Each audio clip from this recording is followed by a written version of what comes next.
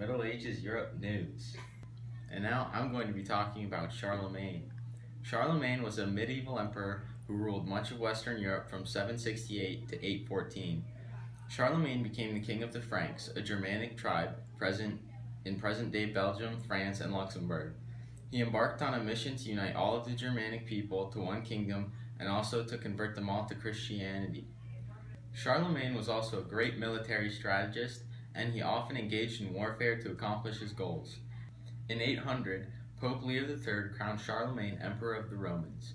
In this role, he encouraged the Carolingian Renaissance, a cultural and intellectual revival in Europe. Charlemagne also waged a bloody 3 decades-long series of battles against the Saxons, a Germanic tribe of pagan worshippers, and earned a reputation for ruthlessness. Fun fact: in 782, at the massacre of Verdun, Charlemagne reportedly ordered the slaughter of some 4,500 Saxons. And now for some quick trivia. What is the period of European history between ancient and modern times called? A. The Dark Ages, B. The Middle Ages, C. Bronze Age, or D. The Stone Age? Correct answer is B. The Middle Ages. And next, we go to Ava with feudalism. Hi, this is Ava Chen. So today I want to talk about the feudalism in Middle Ages Europe. What is feudalism? It's a political and social system that developed during the Middle Ages when royal governments were no longer able to define their subjects. The king, as a leader of feudal system, was completely controlled under the feudal system. He owned all the land in the country and released the land to his nobles or knights. Nobles divided their land to their vassals.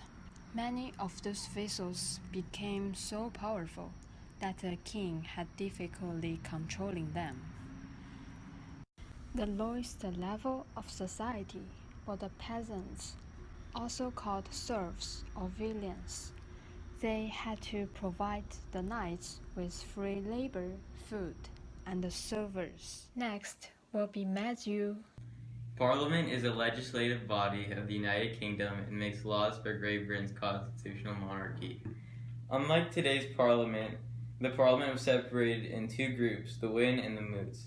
Wealthy people were in a council called the Witan, where they discussed taxes and political affairs. The other group was called the Moot, made up of commoners, lords, sheriffs, and bishops.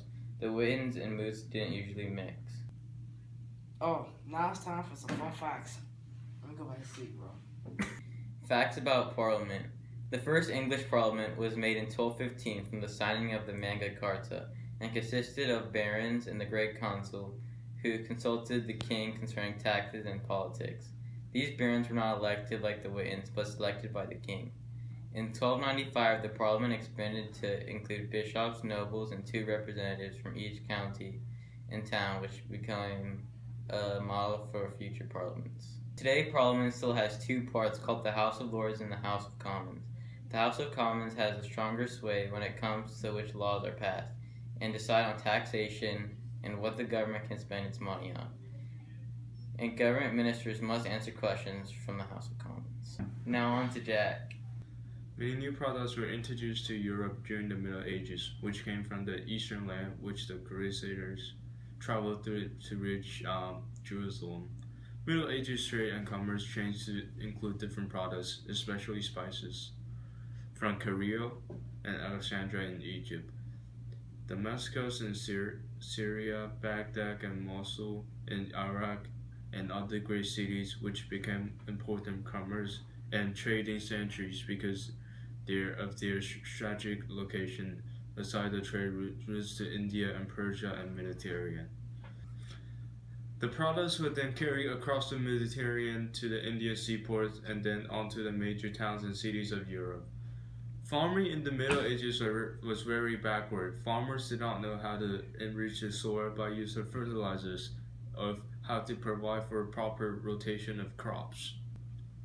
At the lowest level of society were the peasants. They were also called serfs of Willem.